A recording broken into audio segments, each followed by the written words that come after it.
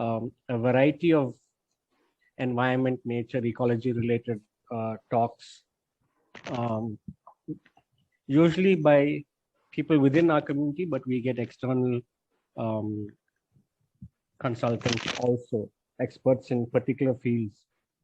So today we have two talks, one by Dr. T. Jacob John, and he'll be focusing on rainwater harvesting and what he has done. Followed by, following that, Dr. Subramani, who is the head of the Surgical ICU, will talk about a variety of eco-friendly measures that you can do at home. And the first time I realized that Dr. Subramani had a keen interest was when I walked into the Surgical ICU. I think he's probably the first person in Vellore, or at least in CMC, to have actually installed motion sensor lights. And you can imagine if people utilized electricity well and turned off lights when not needed, how much savings we would have for CMC. So that's when I realized that Dr. Subramani has a keen interest in this particular area. So without further ado, let me hand over to Dr. Jacob John, and he will talk about the rainwater harvesting system he has at home. Hello. Can everyone hear me? Yes, you can hear me. Okay. Shall I start with the first slide? Okay. Rainwater harvesting, a very simple design that I would going to present. I moved into the new house in 1996 April. We had a surface well with copious water supply, water at about 30 feet, but it was very hard with carbonate. Okay. Old timers. I just want to request people who are not speaking to mute themselves. Okay, old timers may remember summer crystalluria. Hold on. So when we built the house, we had a 10,000 liter rainwater tank under one room with a separate overhead tank supplying all toilets, 3 toilets, and one tap each in all bathrooms for washing hair. Otherwise, the water was very hard. So it was only for the purpose of getting soft that we had established a 10,000 liter rainwater harvesting system. But water table was steadily declining, and the well water just disappeared. So we had a 100 feet depth bore well to get subsoil water, but 2002-03 were drought years. Bore well went dry, and our neighbors went for bore wells at depths of 300 to 500 feet, currently even 900 feet. Next slide. I thought that was not ecologically the right way to go. You're mining water, which was there for millions of years, perhaps, below the rock layer. So I went for rainwater harvesting. I had seen rainwater harvesting in Maldives. That's where I had actually physically seen it. So we already had a roof water collection system. The 20th century average rainfall in Vellore was 975 millimeters, southwest monsoon 440, and northeast monsoon 535. Our roof, the flat area would cover about 2,400 square feet. So without much calculation, we thought we would have adequate water coming into a larger rainwater tank, and CMC civil engineer J.P. Peter was kind enough to design one. And since the house was already built, we had to put it near the house, but not dig too deep because it might affect the foundation. So it was a 9 feet deep water tank, and with a special large tank for sand filtration. Next slide. So this is the rainwater collection on the pipe that comes from the left side, my left side, all the way down where I'm standing. I'm standing near the water tank. It went without what filtration, went into the in-house water tank. That was those 3 sticks sitting there. Into that. In 2004, we got that extension that we see overhead with a horizontal tap that goes inwards. I'm standing near the water pump with 2 tubes coming in and out of the rainwater tank. Next slide. Okay, you can see the sand filtration tank. It's about 14 feet by 4.5 feet length and breadth, and about 3.5 feet depth. Graded gravel and sand, the old British sand filtration system. Next slide. 2 inlets you can see on the wall, and I'm standing on the storage tank. The inlet mouths are fixed with double-layer steel mosquito net as a sieve to prevent leaves and all kinds of solid material coming in. Next slide. This is the actual tank. We use the surface for various things. 2 manholes, one on the left upper extreme, one on the right lower extreme, just above the outlet, overflow outlet. No sunlight reaches the water, and therefore no algae would grow. Next. Another view of the water tank with the sand filtration box right at the very end. Next slide. The water quantity, 50,000 liters. Quality, very soft water. Microbiology, it is not sterile. I guess it is bird droppings probably. No animal fecal microbes, human or animal fecal microbe, that's guaranteed. We use this water for all purposes except drinking because of that, the aesthetic. That's all, nothing. Actually, it's drinkable water.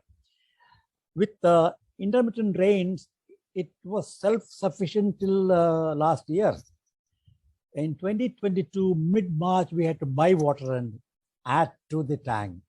From end March, we have corporation water also coming, which is in another small sum. So hopefully we will have no more need to purchase water. The rainwater would see us through if it rains periodically. Next slide.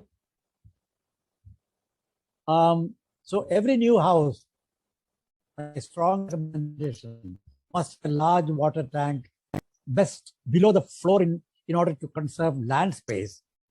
We are utilizing land space which could have been used for growing things and stuff like that. With no sunlight, no algae will grow, so water will always remain clean. One problem, when to clean. You have to empty the tank to clean.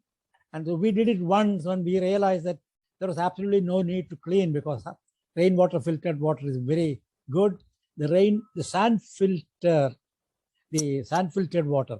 The sand filter becomes actually a biofilter. The community health department will know more about it. But 50,000 liter is not large enough, but only rarely does it overflow with heavy rainfall. So I think for us, 50,000 is okay now. With the town water supply also coming in, we should be able to manage the coming years. The bore well is not ecologically either sustainable. Most people don't look at the chemical contents in the bore well water. We simply use it. If you use RO, then it's a very complicated stuff and we waste a lot of water. So I think rainwater harvest is the simplest.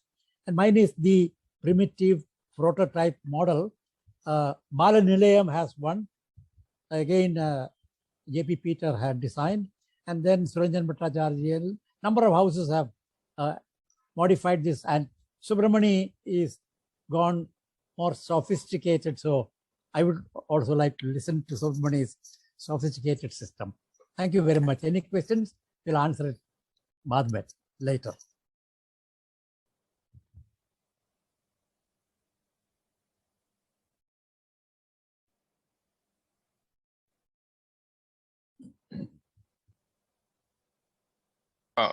Subramani sir, can we now ask you to give your talk, sir?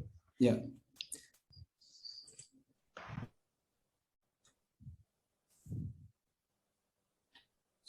I'll share the screen. 1 second.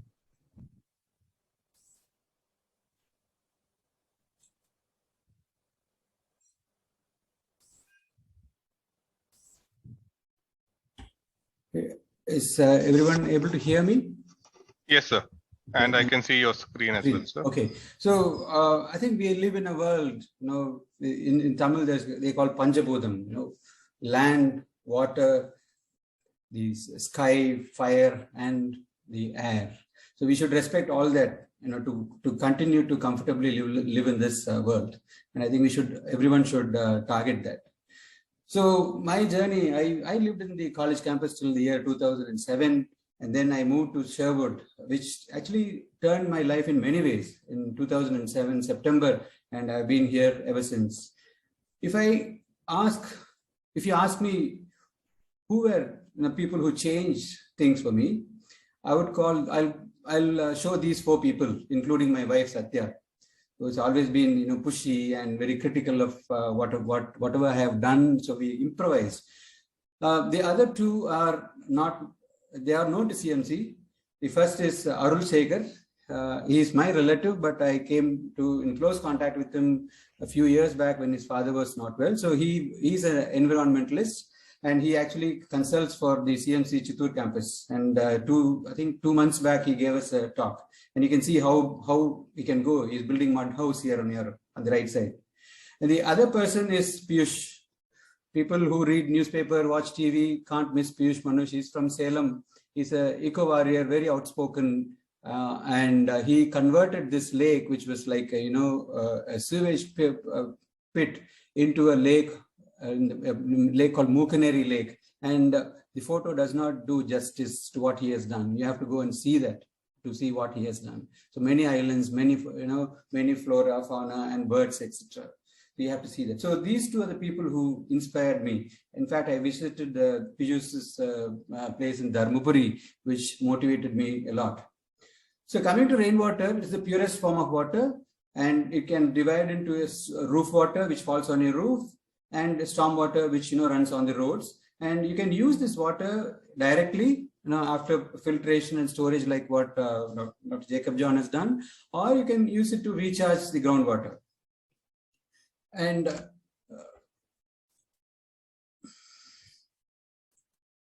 so if you want to plan on your rainwater system, you need to know the rainfall in our area. I actually, I monitored the rain till beginning of last year. And during my son's wedding, we went home and then it poured and my rain gauge poured off. So I actually did not monitor last year's. But if you look at it, our rainfall is mainly concentrated from June to January or December. And then here and there are periods of rainfall. And if you look at it on an average, as Dr. Jacob John said, it's about 1,000 millimeters. And, last 3 years has been a bit more, at least this is the rainfall in Thutipattu. It may be different in Vellore. So this is what we get. So 1,400 millimeters in last year. So why do we have to know?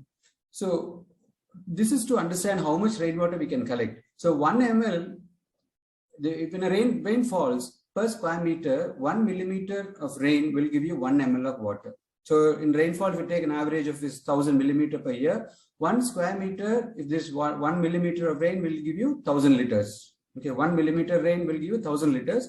But if you have 100 square meters like what I have, I can collect 1 lakh liters if there is an average rainfall. But there will be some amount of spillage, etc. So you'll save probably about 85 to 90%. So I may say if my annual rainfall is about 1,000 millimeters, I may say about 90,000 liters. So we calculated how much rain it rains and how much. Now the second stage is filtering that the size of the filter will depend on the intensity, which I will come to later, and how big the tank you have to build. So you don't have to build 1 lakh liters because it is not going to, you're not going to wait to use it till it fills up. So about 60 to 65% of the potential collection. So we built, based on this, we built a tank about 60,000 liters. So everybody talks about rain, and how they calculate the rain. This is on the right side, you have a simple rain gauge. Basically, it's a cylinder which which equal radius from the top to bottom, and the rain collects. Rainwater collects, and you just measure the height of the water in the cylinder. So that gives very simple. It is not very complicated science. So that is how they measure the rain gauge, the rainfall. So our basic principle is so the rain falls here and it comes down the downpipes. You can either filter and use it in a collection tank, and from there you can pump and use for domestic purposes, or the ones which flow down, the storm water, can be taken into percolation pit and you can recharge the groundwater. So these are the premises we are going to work on. So I'll first talk about rainwater direct consumption and to show what I have done. So we built a house in 2007, but this happened in 2014-15. So we have this big car park. I had a choice. I had to build a 50,000 liter tank. Where am I going to build? Should I lose this beautiful lawn or should I use the car park? So I decided that I will use the car park. We used the car park, dug it down, and then finally ended with a more beautiful car park. I kept park 2 of my cars there. This is in 2014-15. So this is my collection area. My collection area is about 100 square meters. Now I have 2 levels of terrace. I have solar, 5 kilowatt solar panels, and I have about 80 pots of my roof garden. So all that matters because water falls on it, and the sand soil can get washed away. And I also use the car shed collection. So these are the gutter pipes, and I use the water from the car park shed also. So all this water comes down pipe. So there are 3 drains which is coming up from the roof, and it is collected. It is joined in one pipe, and this pipe comes. Are you able to see the mouse? So the pipe runs along my compound wall and comes here, and the water from the car park also gets collected with that. And the rain, because it's an open area, I live in the end of the campus. There's a lot of quarry dust and other things coming. And as Dr. Jacob said, there's a lot of bird dropping, leaves, etc. So the initial rain will bring all those impurities, and you have to have a trap like this. Basically, it is a T-joint, and the first run water will run into this and collect at the bottom. So as the rain progresses, it should flow. But what we normally do is to allow the first rain to just wash off clean the terrace. So I have 3 such traps here. So when the dirt comes, it collects in these traps. And I'll just show you how this trap works. So I'll have to open this. So when I open, you see so much of dust comes from the roof. So the initial water, all the dust will collect in the roof and these pipes and will get expelled. So it won't contaminate the filter. So the next stage is the filter. I have a bit more sophisticated filter. This is a two-stage filter. I'll describe the structure later. And the size of the filter will depend upon the collection area. So the volume of water and also the intensity of rainfall. So of late, the last 3 years, what I have noticed is the intensity of rainfall increases. So when the intensity increases, there's more water coming down at a given point of time. So the water flow will be high. And in fact, I had to increase. If you see this one and this one, I had to increase the size of the filter, and I also have constructed a second filter. When this overflows, when there's a lot of water, the filter is not able to handle so much of water, and it starts overflowing. So I have constructed another filter which will take the overflow. So if you look at this, so this is the main intake pipe which was originally had, so that enters the tank like this, and I have the overflow bypass pipe. So if you see this height of this bypass pipe, I put it at the top of the filter. So when the water reaches this side, the water on the first filtration tank, water will bypass, overflow into the second filter. So that way I don't lose any water which comes from the rooftop. So I've spent nights, wondering how to stop this overflow. Then finally I ended up putting a second filter on. So because of this, my tank gets full very quickly. So coming to the structure of what I have done, we have studied a lot on the internet and the books, and then spoken to people. I'm sure Dr. Jacob John's idea is also here in this. Some part of the sand filter is here. So here the water enters the rooftop. The first tank has gravel at the bottom and charcoal. So the charcoal will deal with any organic matter. So the water falls into this, and we have some 4-5 pipes at the bottom. Water travels through this and reaches the second filter. In the second filter, you have 3 grades of gravel and 1.5 feet of river sand, fine river sand, which is the biofilter, as Dr. Jacob John said. And to prevent this sand rising, I put a small layer of gravel and a mesh on top of it. So water will flow here, run through this and rise up. So when it rises up, it will ensure that it all goes through all the layers. But if water falls on this, there is a possibility of channeling. Once it enters, once it rises, it exits the filter and goes into the sump. At the bottom, I have a channel to clean. So when I open this, all the water will empty. Slabs in the top removable. Then I will pour water from here. So what we call backwash. So all the impurities will get washed, and I will continue to wash till the water exiting this pipe is what is clear. So this is how the strict filter works. The second stage filter is something very similar to the second filter is something similar to this. So it's a simpler one because it doesn't work all the time. So I have this solar, and see, I had to put all these the gutters to collect all the water so that it doesn't fall on my the pots, and also you can see from this other one also water comes in. So I catch every drop that falls on my roof. And as the water, this is just to show you how it is like inside the tank before we closed it. So water comes, and you can see the amount of water which comes into the filter. So this filter, you have I have put a plastic mesh, which I think I should change to a stainless steel mesh. There is a carbon, charcoal here, and it percolates through that into the next tank. So it goes into the next tank. So in the next tank, it raises up here, and so it raises up and it flows, exits through this hole, which is going down into the main tank. So here is the water coming out, and see how much water comes. Actually, I had to increase the size of the pipe because of the high flow. So this goes in, and you see how much water. This is at a peak of rainfall. See how much water. It's a joy watching all this. So I sometimes in the middle of the night also I go see if everything is working all right. So in the tank you have, this is a 60,000 liter tank. We have a submersible pump, and this is connected to my rooftop tank. So it is also automated. So whenever the rooftop tank empties, the motor will switch on automatically. And if this tank empties, the motor won't switch on. So this is on the right side is the tank in 2015 when it was overflowing. I mean, this year for 1 month it was overflowing. I was thinking I should have built one more tank. So 60,000 liters, it was overflowing. So there are some maintenance problems other than we have to clean the bottom tank, because my area there is a lot of quarry dust comes, fine dust comes, and with these filters are not able to stop it. Also, when you have trees around, you see this is on the left side. So this is the gutter pipe above the car shed, and you can see a lot of organic matter comes, leaves come. So before every rainy season, we'll have to clean this. There are commercial filters available like this, which works on a Coanda effect, and this one is a simple mesh filter. These all can be done, but these are all expensive ones, which probably may be useful. This may be useful. There is a lot of water wastage when you use the Coanda filter. This filter appears to be wasting less water.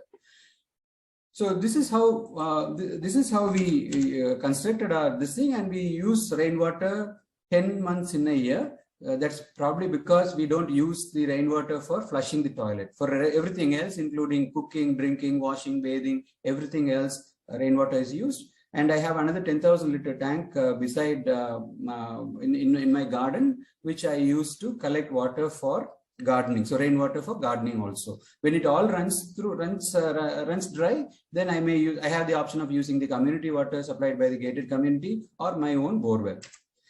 So first thing we talked about how we reuse the water. Now we'll see how we recharge the ground. Unless we recharge the ground, we are not going to get water out of the well or borewell. And so if you look at the hydrology, rain falls, and then it runs through, it gets infiltrated into the soil, it reaches the aquifer, and the trees also play a very important role. So that we all think that trees take up only water, but the tree actually can guide the water inside the into the soil.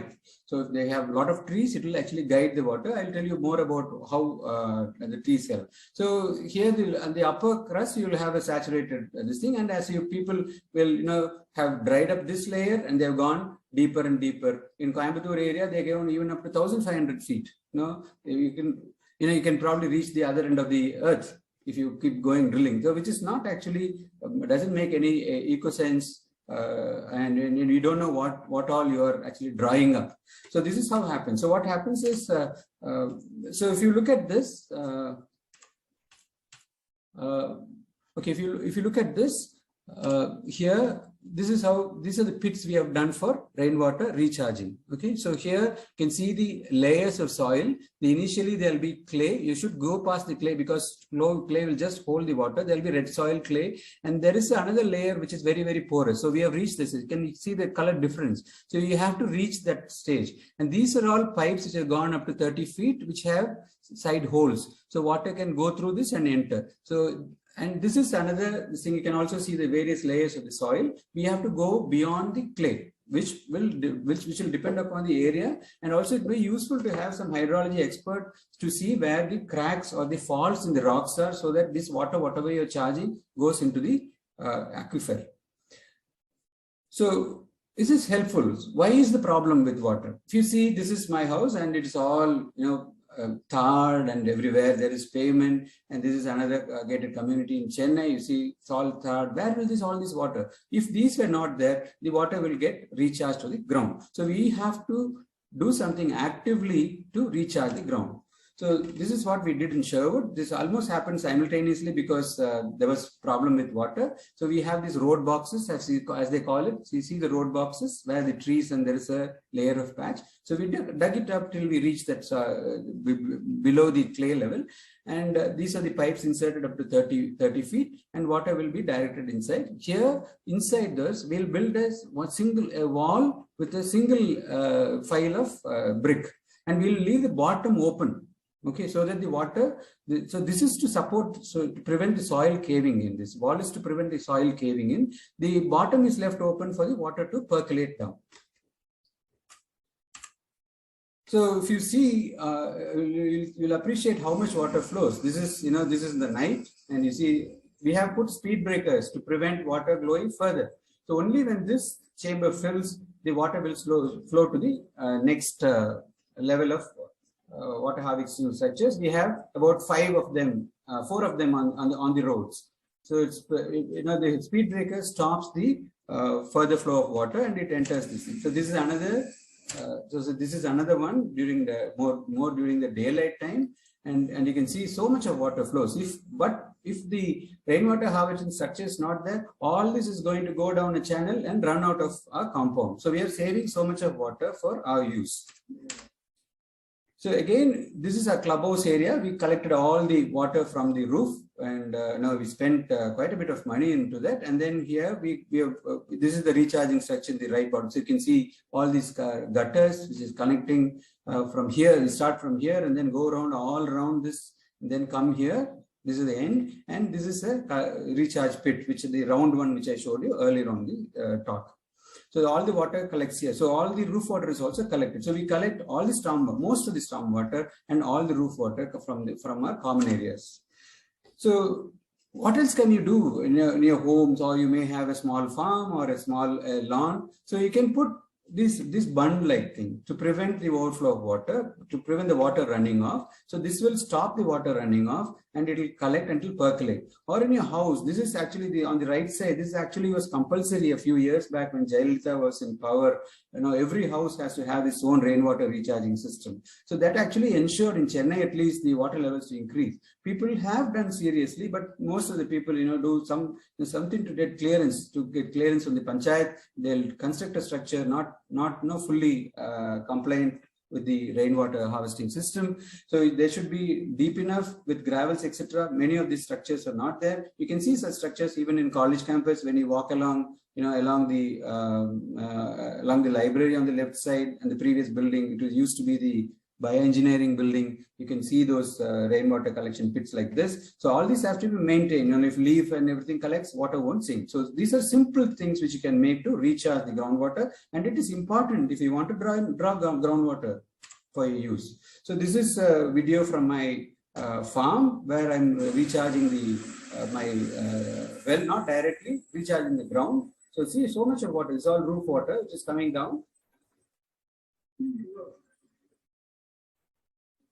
And then the roof water is coming down, and you can see the water from other places also. Even the way the entrance from the farm also, I put channels so that all the water flows in.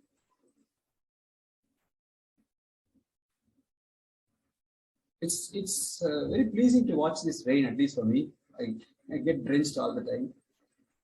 So this water will go into a recharging pit, like what I showed you earlier. It goes to a recharging pit here. This is about 8 feet deep and filled with boulders. It's not empty ones. It's filled with boulders, and the water seeps in. When about 20 feet from here is my well. So you can see this water. So much of water flows in, and from there, that is to collect the silt. From there, it rails through the pipe, and to the left is the actual collection chamber. And even from the neighbors, so this water will come through this, go into this, come through this, and enter the collection pit. And water comes from my neighbor's land also. So much of water is collected. So this is how we want to, save the water, recharge the water. Otherwise, it is all going to go into streams, to the lake, and to the river, and run off into the sea. Sea needs fresh water, but we also should not, draw excess water from go deeper and deeper and draw excess water. Now we'll see how we can use water, save water in use. So this is not very new. India is the maximum withdrawal of groundwater in our whole world. They say for agriculture. I mean, when they say agriculture, the other countries say 70%. For India, it is 80 to 90%. 90 to 90% of the water withdrawn or used is for agriculture. And because we use a lot of water-intense agriculture like paddy, sugarcane, etc., which needs a lot of water. But there are other millets which need very less water. If you look at this is a picture of my farm. This is what Thinai it is called. It just needed 2 rainfalls, and you see how it is. It does not need any water. In 3 months' time, the grain is ready to be harvested. And here is another millet called Kudrewali, and you see how healthy it is. And this is again very less water. You don't need intense water. So people should convert. All of us have gone to rice and this thing. So we have to convert to such millets if we want to save water for the earth. The other things you can do is the drip irrigation. Now people that have heard about drip. So this is your black pipe is a 16 millimeter pipe, and every 2 feet there is a hole. And when you run, when it is connected to the pump, it will drip. And you just plant your plants at wherever they are dripping. So water is delivered directly to the root. And then to prevent evaporation, you put mulch, right? So any leaf will do. People put plastic mulch now who are doing commercial big ventures in agriculture, but this is good enough for a small farmer like me. And you see the end result, the same patch, you see I put mulches. It takes time, but it is worth. So when it's time, so this will prevent evaporation, and it also will decompose and become a manure. So the other one is there have been problems with these drip holes getting blocking. Now we are using this sprinkler system, and you can see, it uses a little more water, but it's not as much as flood irrigation. So we connect these to the pipes and run with the sprinklers. There is one patch with the sprinkler, and this is another patch with the sprinkler. Okay, this way, what is happening is, I think we are able to deliver the liquid fertilizer into the pipe. You don't have to go and put the fertilizer on the plant. So it is by Venturi, it is taken through the drip. And also what we have seen is the pest control is much better this way. So we don't get many pests. So hill vegetables in Vellore. So we have grown so much of carrots, cabbages, and and even cauliflower and the other vegetables. So this is all with drip irrigation, sprinkler, and mulching. So I use very little water. My well is almost overflowing.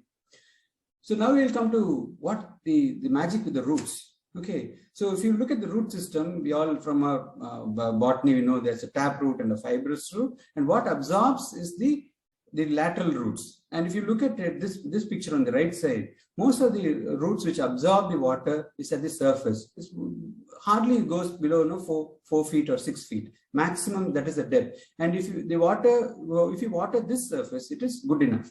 So when you water the plants or the trees, what we do, we just spray the surface of the water and then we walk away. So what happens is more than 50%, 60% of the water will evaporate, especially during summer. If you water in the morning, most of the water will evaporate and it will not reach the root. So there is some technique called, so the other thing is so how does a tree help?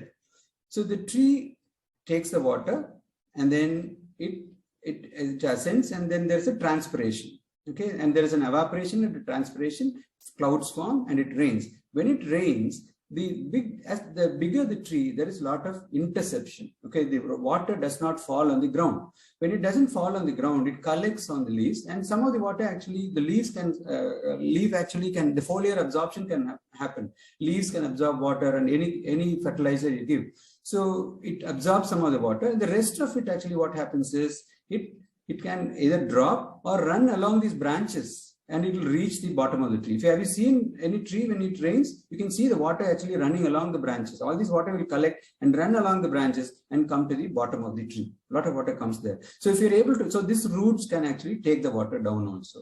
So the deeper the roots, the further it goes. So if you look at it, this is my farm near Coimbatore, near Kangayam, and these palm trees are very, very important. The taller the palm, they say it takes more water inside, and the government is actually trying to preserve these palm trees. This is, I'll come to this farm later, but we have put about 1,000 palm fruits on these bunds in a village. This is my native village. So if you look at this is front of my house.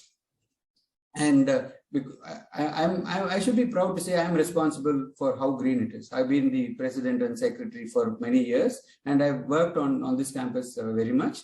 And though it is tarred, you see these boxes, see how the trees survive. And I always wondered how these trees get water from. Obviously, from my previous slide, the water collects, it intercepts, and all the water comes down. So I actually wanted this slightly be lower than this one, but then for cutting all the the grass, it becomes difficult. So because the grass holds some amount of water, the water comes down and it goes to the ground, it recharges the ground, it also supplies the tree. So you can keep the campus like green like this. So I'll come to this another concept called subsurface irrigation. Most of us, I think, are medical professionals, and we all talk about bioavailability. So if you give a medicine, you want to ensure that most of it goes. So whether it is mouth or through the IV, so we want 100% bioavailability. So we can do this technique and reach almost 100% bioavailability. So this is my home actually. You see, these are all regular flower pots. I've made holes in them, and I have actually put them into the soil, and you can see this black pipe. So this will hold about 10 liters or 8 to 10 liters of water. So I water into this only. So if I run my submersible pump from my the gardening tank, and it will run. I have about 8 or 10 pots like this. The water will run into this. Okay, and through these holes, the water seeps into the ground. So I have a proof of this concept. So when I remove this, so I periodically remove this, and you can see so much of, on the right side is the roots in that hole. Can you see how many roots have come? So roots actually attract to the water, and they come. And here are the other two holes. You can see so many roots coming to this. So these are all under the pot. Can see this. Sometimes the root actually comes through the pot. So it is very effective. So this way the water goes under the surface. And I told you that the absorptive roots is about 4 feet to 6 feet depth. It doesn't go below that. And if you administer water to that level, it is good enough for this thing. So this way the water does not reach the surface. It is covered by the pot, and all the water you are giving is available for the plant. So you become very, very economical in this. So you need very little water. So does it apply elsewhere? Have I done it in the farm? So in the farm also I have about 90 chiku or sapota trees, and you can see this. This is the there are 4 trees. So I make a pit like this between the 4 trees, And here also you can see this. So I water only into this. So these are about 1 foot to 2 feet deep, and I water only into this. And you see all these leaves I don't disturb. So they form a mulch. Okay. And if it rains, it holds the water. So I leave it as they are, and I water only this. And you can see this. So I water into this. I also planted banana saplings. These are all tissue culture saplings. So that's why it's looking very, very small. And you see over so 4 months, this banana also has grown. And when we dug to plant another tree about 5 feet away from this, it was wet. So there is this water, when you give it in the subsurface, it spreads under the surface of the soil. It does not evaporate. All the water is available for the tree to use. So you can use this even for small shrubs. So I'm calling this extreme strips in a barren land. I come from Kangayam near Coimbatore, and my village is very, very dry. And we have a 4-acre ancestral property, which is this pentagon-like structure. These are all some old trees here.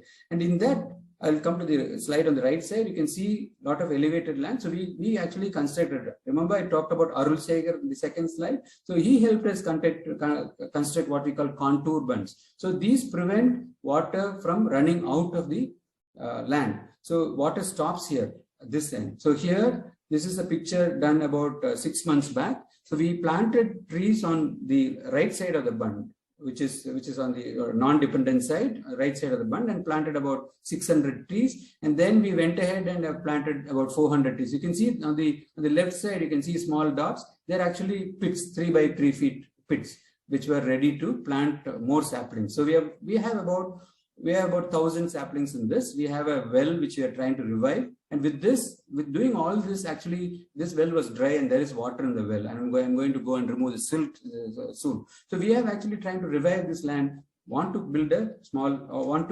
come up with a small forest in otherwise very, very dry land.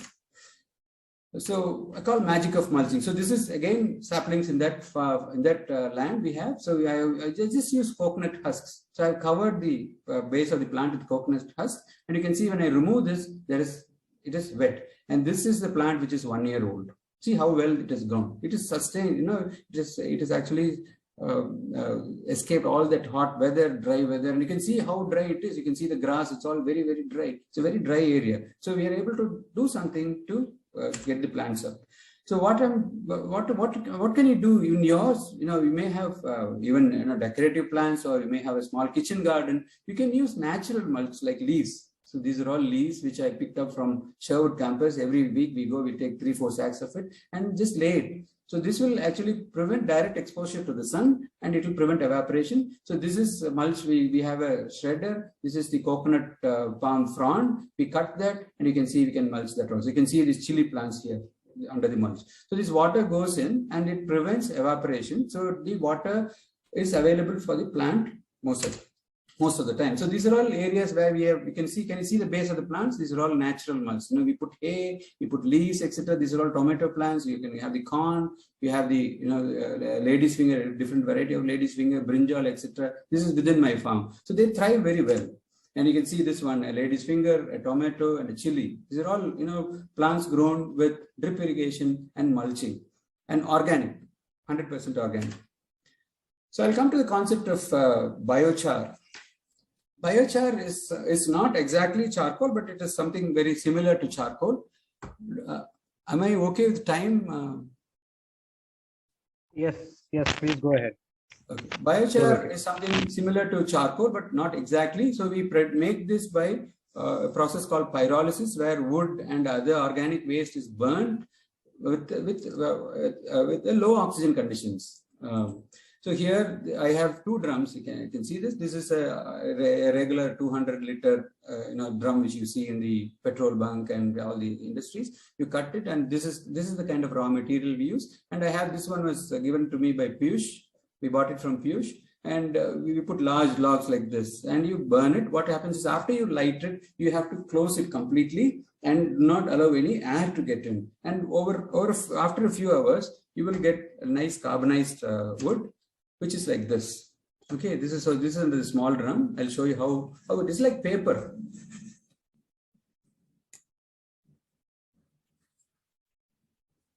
All made in my farm. And you can see the pores in the charcoal. So water goes in, microbes goes in, and it becomes one focus, or a nide as you call it, when the good bacteria which is necessary for the soil comes out, comes out continuously. It holds water, so that the water is available for the plant also. It not breaks like paper. So sorry. So it is how like this. Can you see the small pores? Very many layers, small pores on this. And what we do is we charge them with either cow dung or what we call panchakavya and stuff like that for 4-5 days. We charge them, because if you put without charging, all the bacteria from the outside, from the soil, will go into this. We will actually lose bacteria. So we want this to be a store of bacteria. So we charge them with bacteria and put it. So you can see multiple layers in that chart. So this is something we are doing now, and we are hoping to get good results. So the other concept I want to introduce is this wood gas stove. It has the concept has been there for a very long time. Now, what we found was that we have a lot of gardeners. We have about 10-12 people working for us, and each cylinder, now all of you know, is costing about 1,000 rupees. And the government, I believe, is not paying the subsidy. So it is a lot of money for them to buy. So I thought I'll put together, using recycled material, or repurpose as anything which is available, to make it cheap and affordable for them, and use very simple. So I got this 20-liter paint drum, right? 20-liter paint drum, and this is one speed controller which I have fixed. And next is this 2-liter stainless steel vessel. Okay, and this 2-liter stainless steel vessel has 2 rows of holes, one in the bottom and one in the top. And this paint drum has a fan at the bottom. So what happens is this.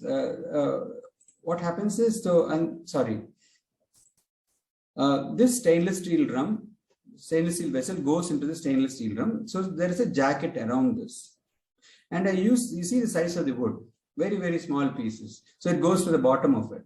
What happens is when you light. So this concept is called top lit upward draft. So when you light the top, when you put the firewood like this and light it, by the heat, it draws air from below.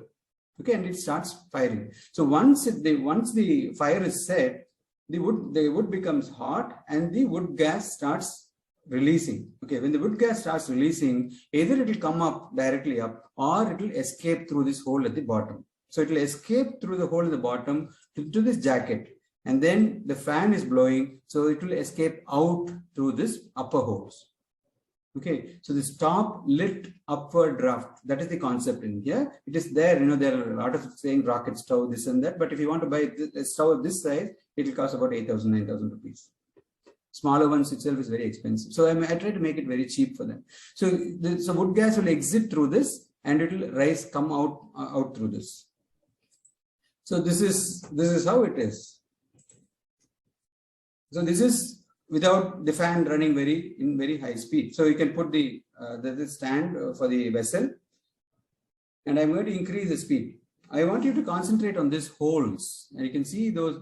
I'm increasing the speed of the fan, and you can adjust the flame like what you do in a gas stove. Can you see this? It's all tubular. Flame is tubular. Either the gas is coming out and burning, or the gas is coming up and the oxygen which is coming through is lighting. Then it actually cooks very quickly. So I made about 15 of them. It's like an industry, and we gave it to our gardeners, and I have some more to do. And they are all very happy. They're saying they're not using their gas too much. So they will save a lot of money. So you can use such simple concepts to save the environment. You don't have to bring liquid petroleum gas. You can use the small twigs which is available, and we make it cheap for people who are not so affordable. So this is one concept which, so the cost of this stove will come to, if you make it in bulk, it came to about 1,400, 1,300 for me, but I made some changes. I can bring down the price to less than 1,000, which is the cost of a cylinder, but it lasts for a very long time. So I have a small farm, which is about 2 acres near on the way to Amarthi. So that is my farm. You can see it's very green. Its surrounding is very green, but mine is very, very green. I would say there's about 95 trees, the coconut trees, etc., which makes it very good. So there are 2 lakes here, which is full now. So I'm actually having problems with excess water. And so I do a lot of things at the farm and home. So what is the take-home message? I think, if we think a little, invest a little, I think all of us together, we can save this Mother Earth from, getting destroyed in every aspect. Thank you very much. Thanks for the opportunity to talk. Thank you. And can you hear me? Yes, Sushil, we can hear you. Thank you to both speakers. I'd like to now open up the session for any questions from anyone. Please feel welcome to identify yourself and please ask the question.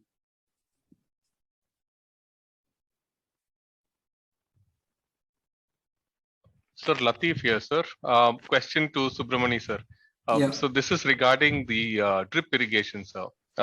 Just would like to know, from what I understand, we have a lot of hard water. Drip irrigation, our water contains a lot of salt, and so the drip irrigation often tends to get clogged very often. So those who I know have used drip irrigation because of maintenance issues or the tubes getting clogged, very often have given up on drip irrigation after that. So are there any things that you have tried which have helped you use drip irrigation more sustainably? So I also have had the same problems with the drip irrigation, especially the what they call the online dripper, where they have preformed holes in the pipe. So they have a small filter and that gets clogged. I have found a way around it. I'll make a hole with a pin and then cover it, cut a old pipe and cover it so that it doesn't spray. But it becomes a problem, and that's when I said, now I started using more of sprinklers, which are less troublesome, which may consume a little more water, but it has additional benefits like, it cools the plant, and also whatever you give in the drip irrigation, any organic, this thing can even put organic pesticides into that. Now, I'm not talking about chemical at all, organic pesticides with, neem leaf and things like that. So all this will go and spray on the plant directly. And there is foliar absorption. So it will, like a transdermal application, what you do for ourselves. The plants also absorb when you put it on the surface. So I'm converted to the sprinkler, but I use drip for these trees because those pipes are slightly bigger. They don't get clogged. So follow-up question, sir. For sprinklers, it's the same as like how we use showers at home. Often our showers also are getting clogged because they have these small holes. So do the sprinklers have a similar problem? No, sprinklers don't have a similar problem because the holes are bigger. And what we also do is, when you periodically give this organic fertilizers like Panchakaviya and all, they actually take the block away because they all have bacteria. They are live fertilizers. It's not like, urea, potash and things like that. They are live fertilizers and they'll eat off all these clogs. Thank you, sir. Can I add Yes, sir. Go ahead, sir. Please go ahead. Those of us who want to plant maybe 20 trees or 30 trees in a large area, the simplest way of feeding the roots with water is to have a 1 inch up to 2 inch pipe. And when you plant the sapling, you put the pipe at a depth which is about 6 to 9 inches below the root level, and pour water into that tube once in a few days, and the water will seep down into the bottom and the trees will survive beautifully. You don't have to pour a lot of water for each plant. You get the idea? Yes, I'm trying to search. I had those pictures. Somehow I'll just can I project some? Yeah, go ahead. But it sounds similar to what Dr. Subramani was. Similar concept. Yes, exactly. Yeah. No. This simple. If you have only five trees or 10 trees, you cannot have the whole system. But you could have these pipes drawn in and very easy. I grow vegetables like that. In my Something like this. So you see this, Yes, this is what you're talking about, no, sir? yes, exactly. Okay, so there is Exactly. this is a newly planted coconut sapling, and you have a pipe here, and this is can you see the main big pipe? There is a black pipe which goes, and from that Yes. a small pipe goes into that.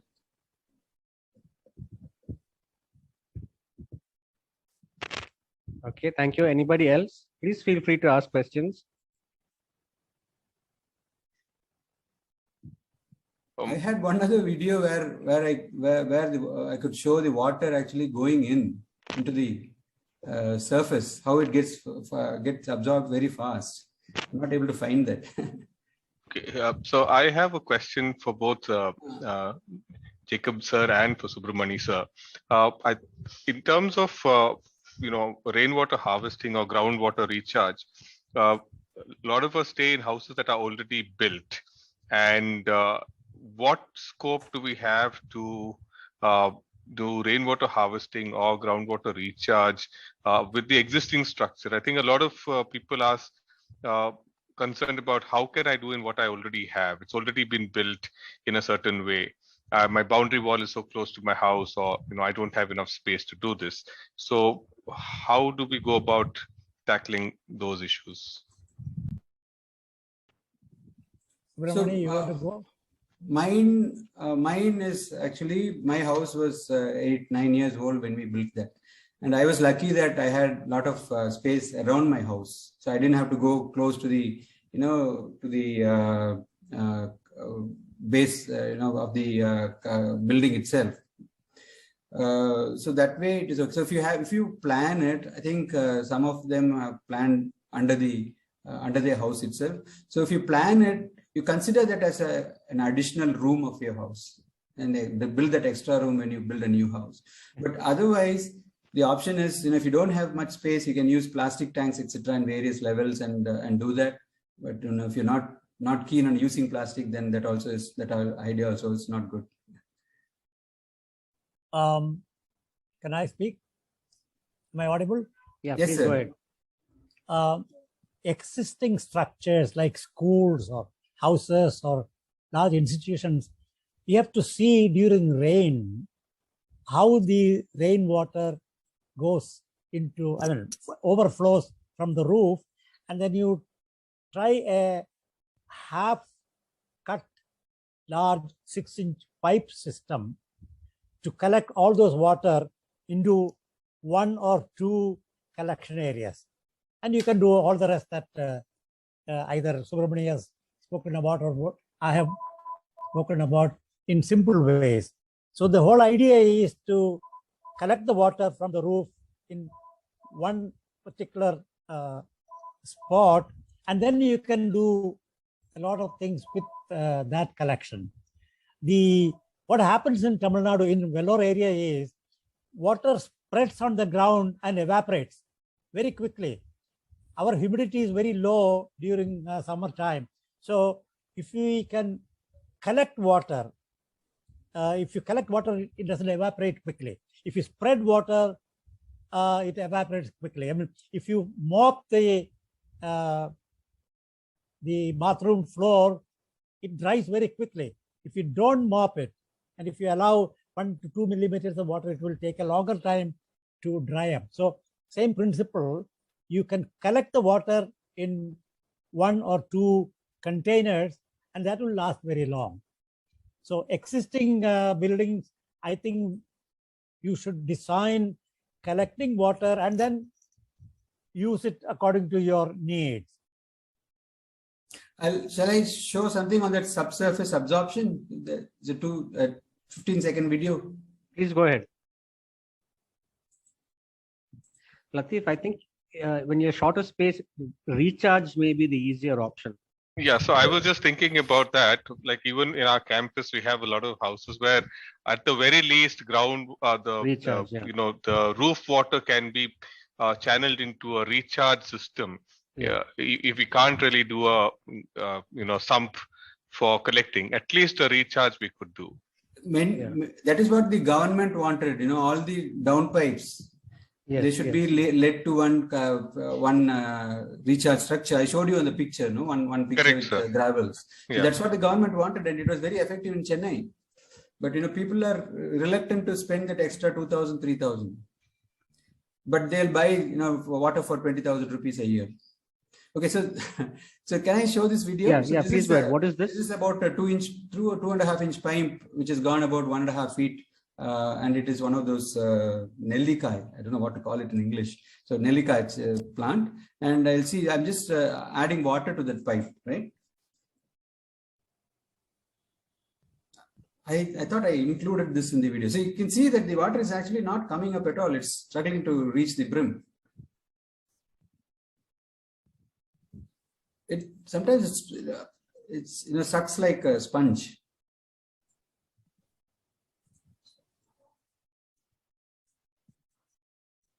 So it's not coming up. See, it's staying at the same level. So I'm taking the pipe off, and you'll see how fast it is going. So these are small things which will help you. So all the it may not, every soil may not do that. So at the bottom you should have some way so that the water. So we have a lot of coconut husk under in the bottom of the pit where we plant the sapling. So there is a lot of space. So all this water will go, and the coconut sapling will hold it. Can you see how fast it has gone down? So these are small things which will help to save water. I had a question for Dr. Subramani. So Yeah. you had shown us between the trees, between 4 trees, you make a pit and you fill water there, and do you cover those pits or you just leave it open?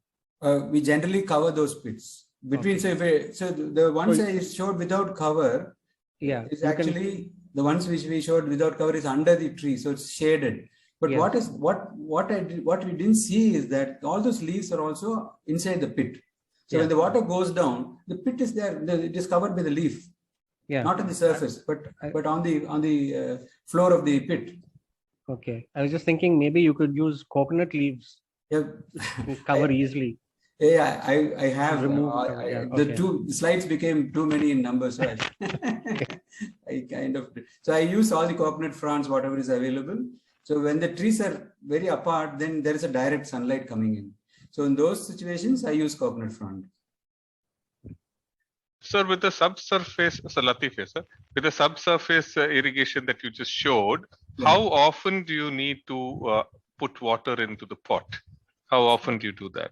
So it depends upon the number of trees. So in my farm, so the trees have all grown very big. Now, last 2-3 years, we haven't had any drought. It's always rain, rain, rain.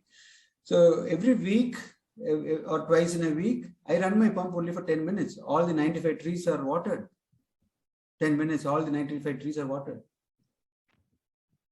And all the water is going to the roots. So my whole farm will be moist under the soil, under the surface. Okay. Does anyone else have any questions? I saw Anne and Brian Witzel's on. Brian uncle, would you like to ask any questions or make any comments? I don't know if he's still on.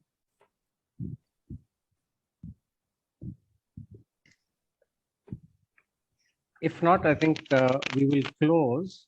And like many of the comments that you can see, I think both of you have been pioneers in the various ventures that you started. And Dr. Jacob John, my dad's, showed us a basic model of what he did long, long ago. And Dr. Subramani has showed us an advanced model. And not only that, he's introduced us to a variety of things that so many of these things I didn't know about.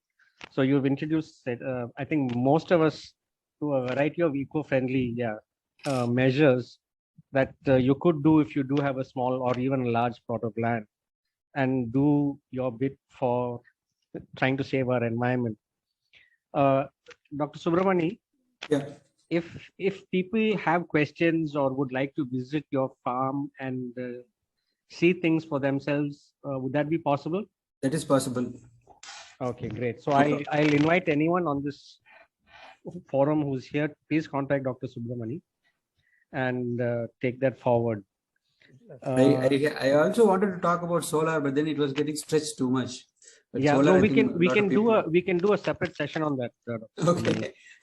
Okay. Because I think everyone has to build a house or move into a house sometime. Everyone is keen to look at what they can do. So you both of you have given us very good examples, which things that you have worked with and talked about the difficulties also. Latif, do you have anything else to say? Not at the moment. I think I have some very good ideas from what both of them had said today. So I'm kind of excited to see how we can translate them somewhere. So I'd like to thank both speakers, Dr. Jake John, Dr. Subramani, for your very interesting and informative talks. And we hope we can keep this dialogue going on. Thanks for the opportunity. Are you able to see that coconut frond Yes, covering? yes. So we do that for the pits also. Yes, okay. Okay, thank you so much. Thank you.